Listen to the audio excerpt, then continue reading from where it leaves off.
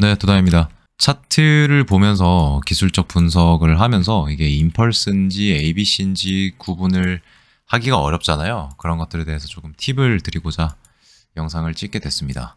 우선 임펄스는 뭐 다들 아시겠지만 정말 기본적인 저번에 올려드렸던 영상도 있지만 한 번 더 말씀을 드리면 일단 피보나치를 씁니다. 트레이딩 뷰에서는 Alt F 누르면은 피보나치가 나옵니다. 그리고 이번 파동은 보통 236까지 눌림이 나오는데 보통 0.5에서 끝나주는 게 가장 좋아요. 그 다음에 1.618배로 올리면 3번 파동이 나온다.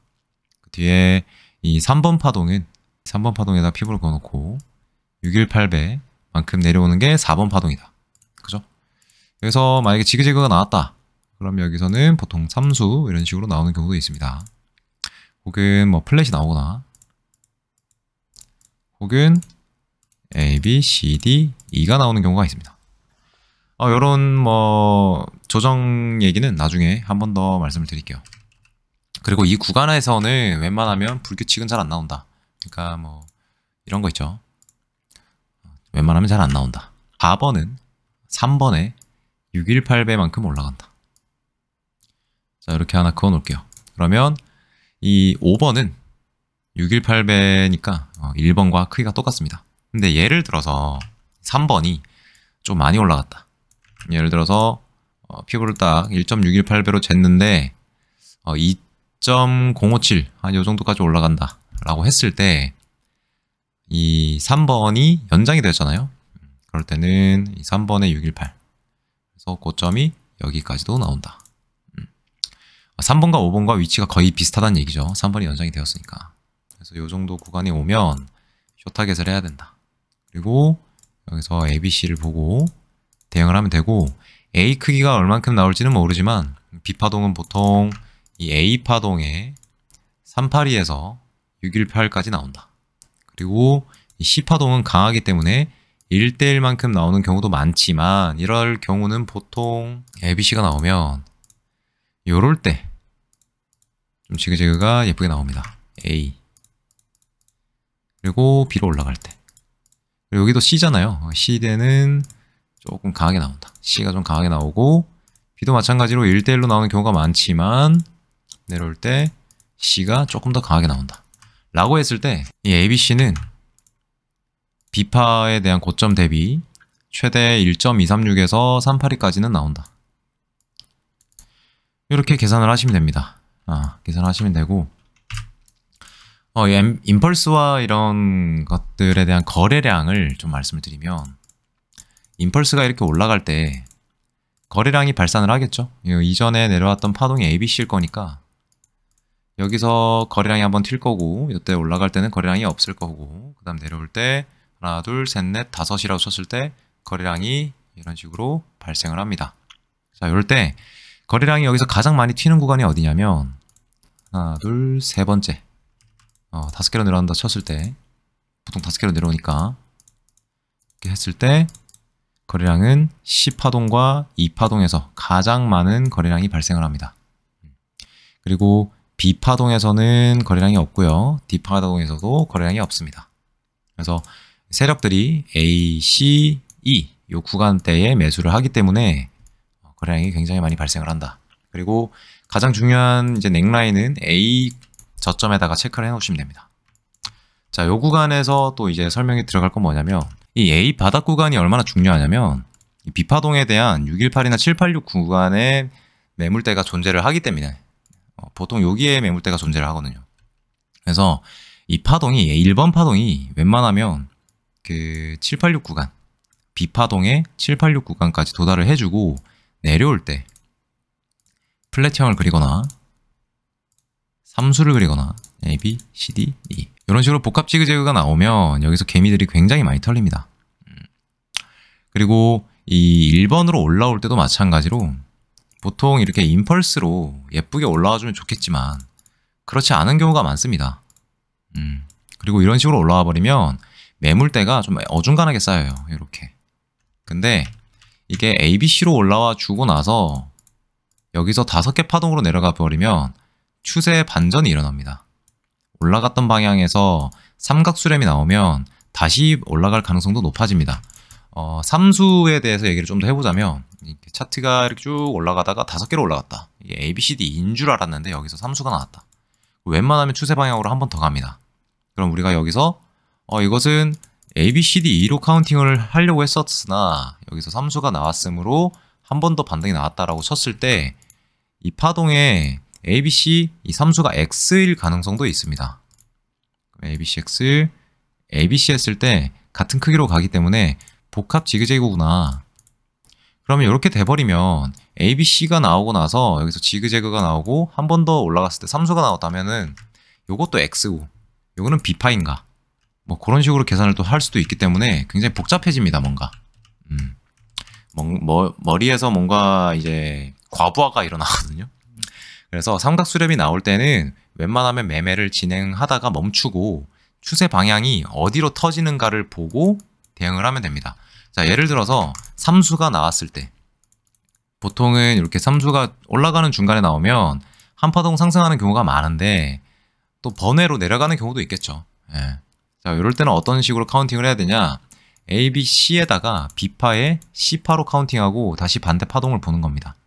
그리고 A, B, C에다가 삼수 나오고 올라가면 이 파동을 4파로 보고 5파로 카운팅해서 A, B, C에 대한 방향을 보고 매매를 진행을 하면 됩니다. 그래서 삼각수렴이 나올 때는 그렇게 매매를 진행을 해주시면 되고 저번에 매매를 하는 거에 있어서 조금 어려운 구간, 그러니까 예를 들어서 A가 나오고 B가 나오고 C가 나와야 되는데 파동이 이렇게 가는 경우가 있어요. 이거를 좀 이해를 좀 돕자면 이게 우리가 A파, 그러니까 A, B, C로 내려가는 거를 카운팅을 마쳤고 또 올라가는 파동에서 618을 맞고 내려오는 것까지 카운팅을 다 마쳤어요. 그래서 요거는 B파다.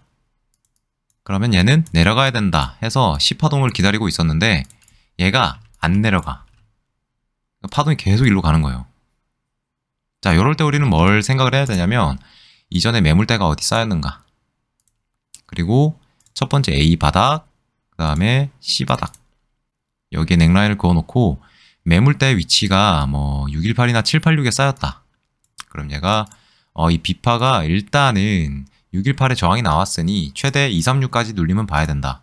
그리고 나서 트라이를 다시 해줬을 때 786 구간의 매물대를 덜어줬는가, 어떤 식으로 거래량이 발생하면서 이 구간대 매물대를 덜어줬는가를 보고 그 뒤에 이 파동이 나온 뒤에 매물대가 382에 쌓여 있는가, 어떤 식으로, 이런 식으로 좀 어떤 식으로 물량이 쌓여 있는 게 좋냐면 이런 건 안 좋아요. 그러니까 좀 그림을 다시 그려보자면 매물대가 A 파동이 만들어지는 자리에서 이 382 구간대에 어떤 모양의 그 지지 물량이 있는 게 좋냐면 요런 차트가 있는 게 가장 좋아요. 이런 식으로 쌍봉대가리를 그리고 있는 애들, 요러면은 지지받는 게 굉장히 좋습니다. 근데 막 여기에 막 물량이 이런 식으로 쌓여 있을 거다, 그죠? 이런 식으로 바닥에 있으면은 저항이 됩니다. 저항. 그리고 반대로 236에서 이런 피레침 주면서 이런 식으로 있으면은 요거는 매물대가 아니고 여기에 매물대가 있다 판단을 해야 됩니다. 그래서 이 캔들이 A, B, C가 나오고 나서 786을 트라이 해줬지만 이후에 382의 저항 지지를 기대할 게 아니라 236의 지지를 기대를 해야 됩니다. 그래서 382의 매물대가 없고 382에 이런 식으로 좀 매물대가 불안한 경우에는 여기까지 눌림을 봐야 됩니다. 자, 그리고 캔들을 봤을 때 A, B, C가 나옵니다.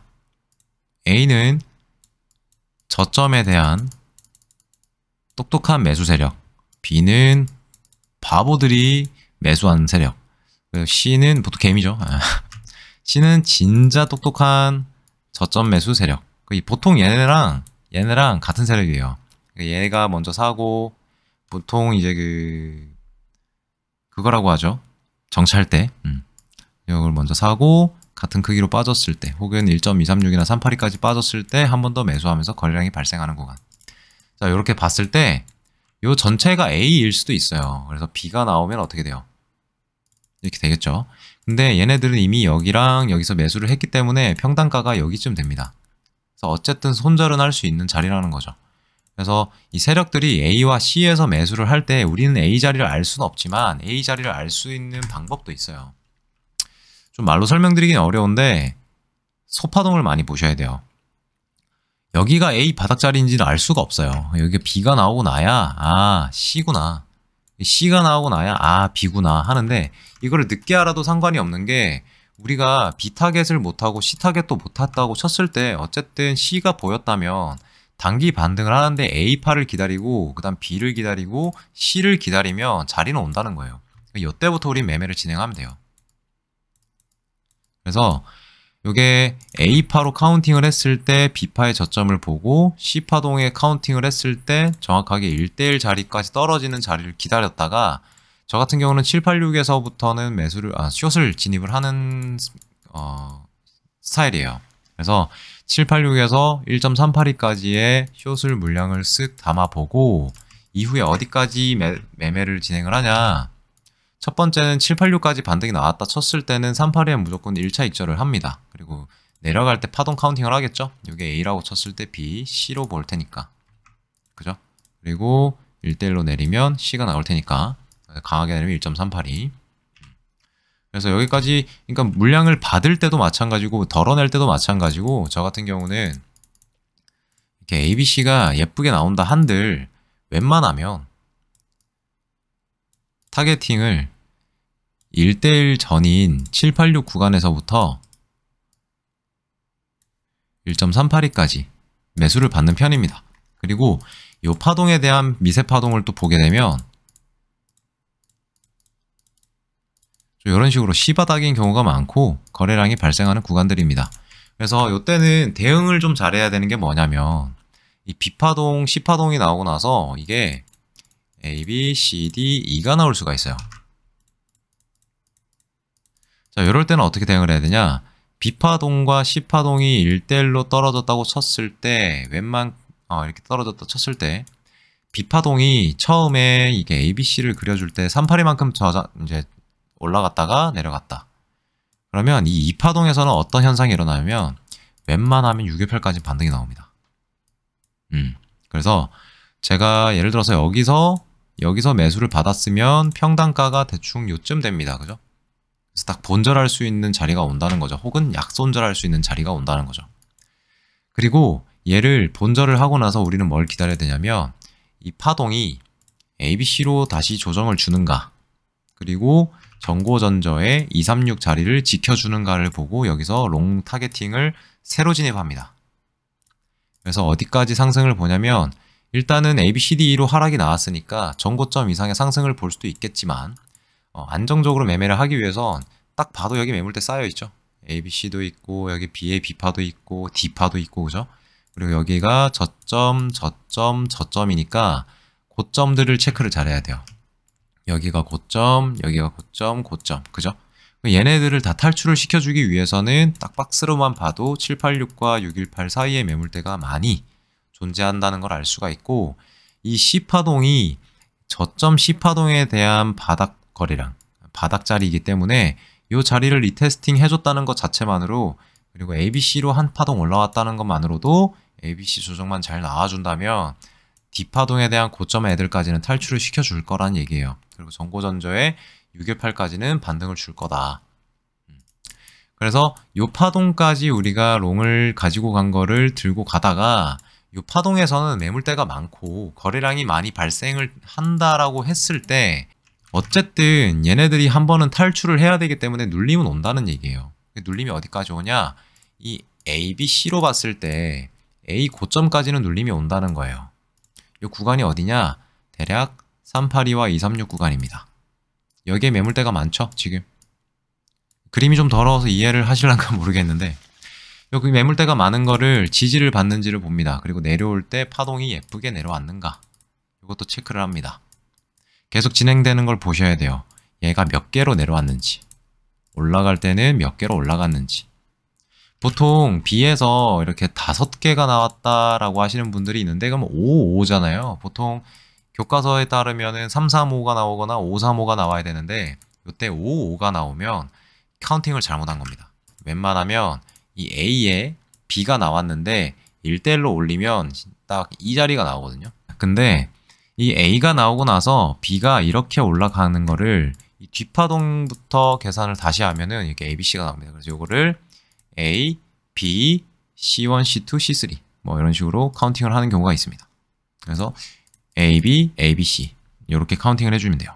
그래서 5개로 올라갔다고 해서 무조건 A, B, C, D, E 혹은 임펄스로 볼 필요는 없다. 그리고 임펄스는 다들 아시겠지만 거래량이 3번에서 굉장히 많이 발생을 하고 그 다음에 5번에서 정말 많이 발생합니다. 굉장히 두껍게 발생을 합니다. 그리고 5번에서는 바닥 거래량이 잘 없어요. 그러니까 5번에서 이렇게 하나, 둘, 셋, 넷, 다섯 올라간다 쳤을 때 여기에서 거래량이 많이 발생을 합니다. 그러니까 요 구간에서는 거래량이 발생을 안 한다는 거죠. 매수 세력이 없다는 거예요. 고점 올라갈 때마다 그냥 누군가 산다는 거예요. 근데 요 누군가가 사는 과정에 이 세력이 이 주가를 올리는 중간에 이 고점에서 호가창이 이렇게 있을 거잖아요. 호가창이 이렇게 있으면은 요 고점 구간에다가 매도를 걸어 놓습니다. 그래서 누군가가 이걸 다 산다는 거예요. 보통 이런 애들이 개미죠. 개미들이 고점에 대한 물량을 다 털어주고 세력이 이제 물량을 더 이상 안 사고 매도를 이제 하기 시작한다는 겁니다. 고점 구간에서부터. 매도를 하기 시작하면서 복합 조정이 일어나면서 주가가 하락세를 띄운다. 다음에 또 다른 자료로 들고 오겠습니다. 요거를 이해를 못하면 안 되거든요. 조금 최대한 쉽게 설명을 드린 건데 요거를 조금 이해를 하시고 이해가 안 되면 공부하세요. 아무튼 끝.